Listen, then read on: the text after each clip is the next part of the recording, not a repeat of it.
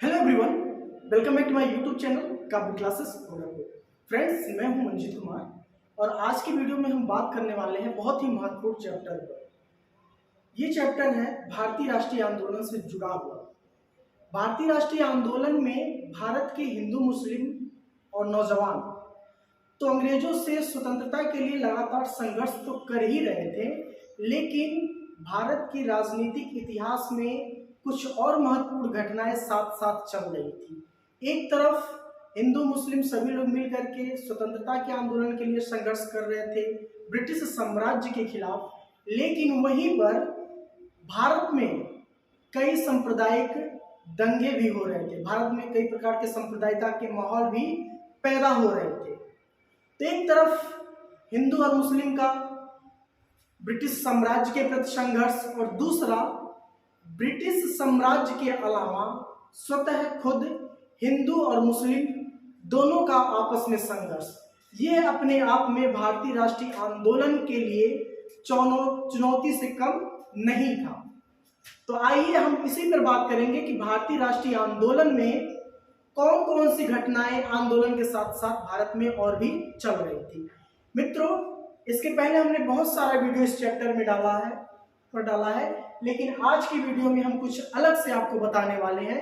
देखिए, हमने यहाँ पर लिख रखा है भारतीय राष्ट्रीय आंदोलन, उदय, विकास एवं राजनीतिक प्रवृत्तियां।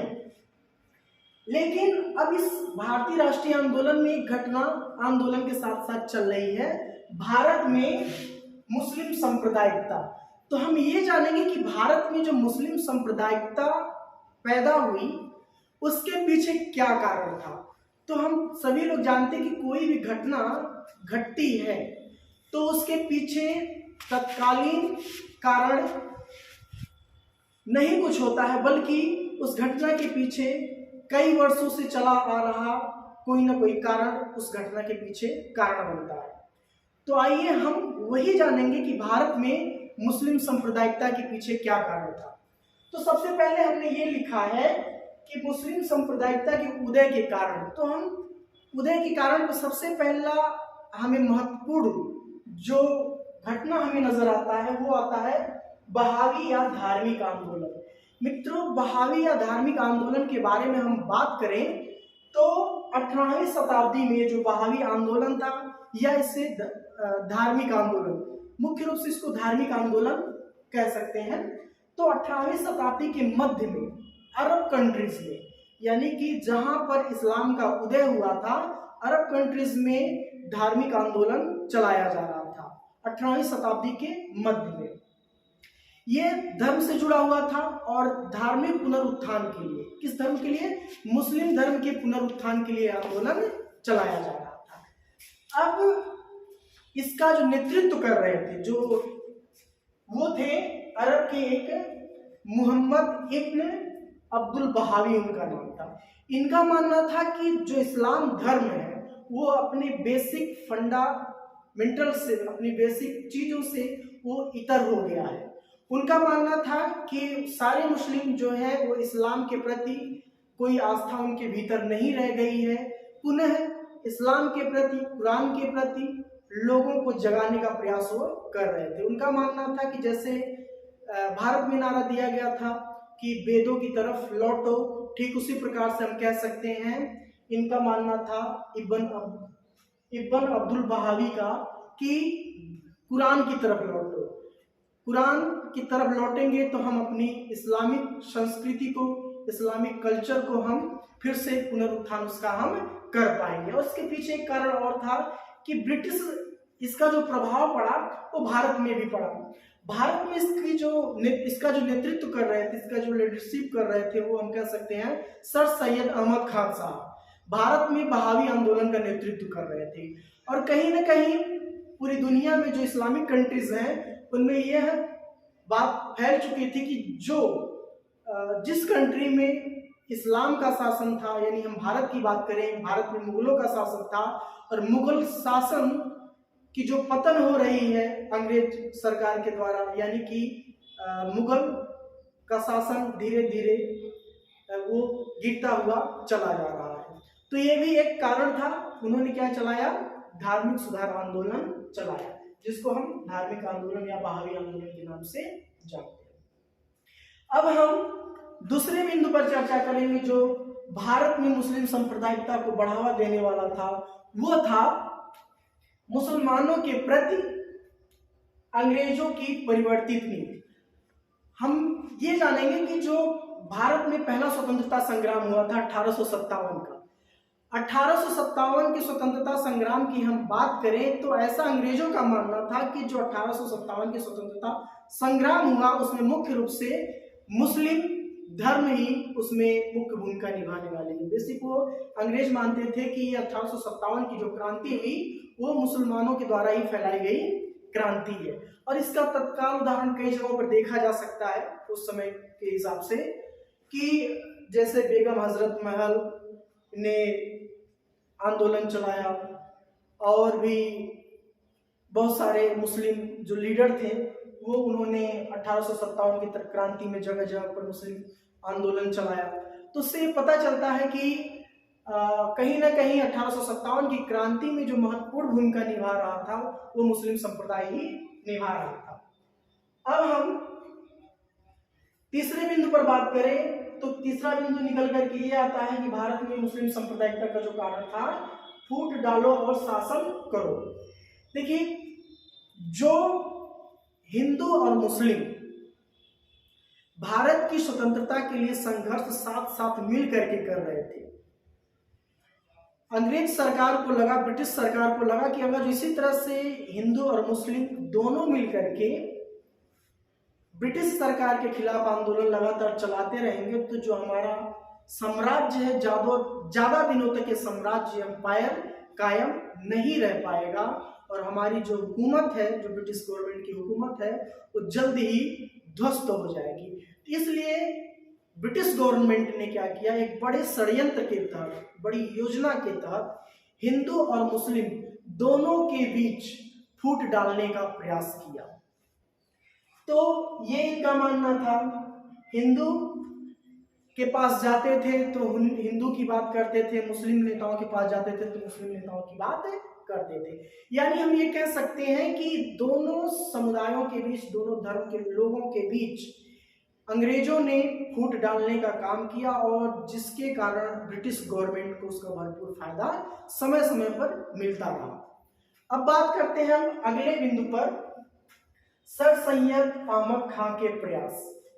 सर सैयद अहमद खां का मानना था कि अगर जो 1857 की क्रांति में मुस्लिम समाज बढ़ चढ़ करके हिस्सा ना लिया होता तो आज हमें जो ब्रिटिश गवर्नमेंट की तरफ से यातनाएं झेलने को मिल रही हैं, ब्रिटिश गवर्नमेंट हमारे 1857 की क्रांति के नाते हमारे साथ जो सौतेला व्यवहार कर रही है, उस चीज को हमको बदलना पड़ेगा। हम तभी बदल पाएंगे जब हम ब्रिटिश गवर्नमेंट के प्रति वफादार बनेंगे। हमें अपनी वफादारी ब्रिटिश गवर्नमेंट को दिखानी पड़ेगी। चूंकि सर सैयद अहमद खां जो थे वो अंग्रेजी के अच्छे जानकार थे, उनको अंग्रेजी भाषा आती थी और वह ब्रिटिश कंपनी में एक लिपिक के पद पर थे, एक लेखा अधिकारी के पद पर थे और जितने भी ब्रिटिश गवर्नमेंट के तरफ से जितने भी शासनादेश प्रकाशित होते थे वो सब अंग्रेजी में प्रकाशित होते थे, जिसके कारण मुस्लिम समाज के हित के लिए क्या अच्छी चीजें प्रकाशित कर रही है ब्रिटिश गवर्नमेंट और हिंदू के लिए क्या चीजें प्रकाशित कर रही है, ये उनको बहुत अच्छे से समझ में आता था। इसलिए वो चाहते थे कि जो भारत के मुस्लिम हैं वो ब्रिटिश गवर्नमेंट के प्रति वफादार बने और साथ ही साथ अंग्रेजी भाषा भी सीखें ताकि ज्यादा से ज्यादा हम ब्रिटिश गवर्नमेंट में अपना प्रतिनिधित्व कर सके, उनके साथ रह करके हम ज्यादा से ज्यादा उनका सहयोग कर सके, उनकी शासन व्यवस्था में हम सरकारी नौकरियों के पद पे भी जा सके। तो ये था। और इसके अलावा 1857 में ही अलीगढ़ में सर सैयद अहमद खान ने जो कि अंग्रेजों के सहयोग से हम कह सकते हैं मोहम्मडन एंग्लो ओरिएंटल कॉलेज की स्थापना की। इस कॉलेज का मेन उद्देश्य यही था कि हमको इस कॉलेज में भारतीय मुसलमानों को ऐसी शिक्षा दी जाए जो ब्रिटिश सरकार के प्रति वफादार बनाती है। इनका मानना था कि जब तक हम वफादार बन करके ब्रिटिश सरकार की तरफ नहीं रहेंगे तब तक मुसलमानों की स्थिति दीनहीन बनी रहेगी। तो ये था चौथा कारण। अब हम बात करेंगे पांचवें कारण पर, जो है अलीगढ़ का वातावरण। तो मित्रों एक चीज हमको यहाँ पर समझ में आ रही है कि भारत में मुस्लिम सांप्रदायिकता का एक और कारण निकल करके आता है, अलीगढ़ का वातावरण। एक कंपटीशन की परीक्षा में कई बार प्रश्न पूछा गया कि पाकिस्तान की मांग कहाँ से उठी थी। तो मित्रों पाकिस्तान की मांग जो उठी थी वो अलीगढ़ से ही उठी थी। तो आइए हम अलीगढ़ के वातावरण पर प्रकाश डालते हैं। तो अलीगढ़ का जो वातावरण था, जो इस कॉलेज के जो हम कह सकते हैं जो हेड थे, जो प्रचारक थे मोहम्मडन एंग्लो ओरिएंटल कॉलेज के, वो थे मिस्टर बैग। मिस्टर बैग का मानना था कि हम जितनी भी मुस्लिम लोगों की मांगे हैं वो मुस्लिम लोग मांगे हमारे सामने लेकर के आए, मैं उन मांगों को ब्रिटिश गवर्नमेंट के सम्मुख रखूंगा और उन सभी मांगों को मैं प्रयास करूंगा कि ब्रिटिश गवर्नमेंट की जितनी भी मांगे हैं, चाहे उनके सरकारी नौकरियों में पदों की मांगे हो या फिर उनके प्रतिनिधित्व की मांगे हो विधानसभा के निर्वाचन क्षेत्रों में, उन सभी मांगों को हम क्या करेंगे, ब्रिटिश गवर्नमेंट के सम्मुख रखेंगे और उनके अधिकारों को हम क्या करेंगे, सृजित करने का कार्य हम करेंगे। तो अब मिस्टर बैग के बाद उसी कॉलेज में एक प्रचार बन करके आते हैं दूसरे, जिनका नाम था आर्कवाल्ड। आर्कवाल्ड भी मिस्टर बैग के ही नीतियों का अनुसरण करते हैं और वह अलीगढ़ का जो वातावरण है और हिंदू मुस्लिम के बीच नफरत फैलाने का प्रयास करते हैं।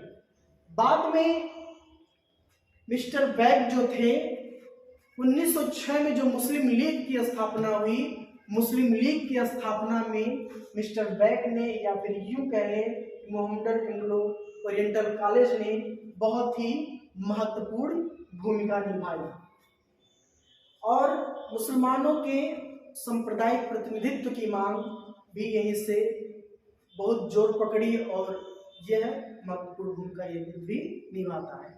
अब दूसरी बात आती है मित्रों, यहाँ पर हमने नहीं लिखा है बंगाल विभाजन, क्योंकि जगह कम था। भारत में मुस्लिम सांप्रदायिकता के पीछे एक और कारण निकल करके आता है जिसको हम बंगाल विभाजन के नाम से जानते हैं।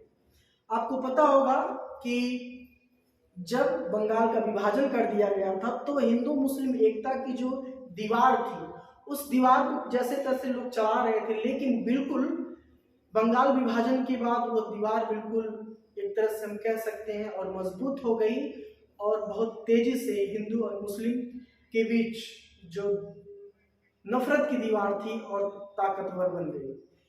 तो हम ये कह सकते हैं कि, और एक अगला बिंदु आता है मुस्लिम पुनरुत्थान।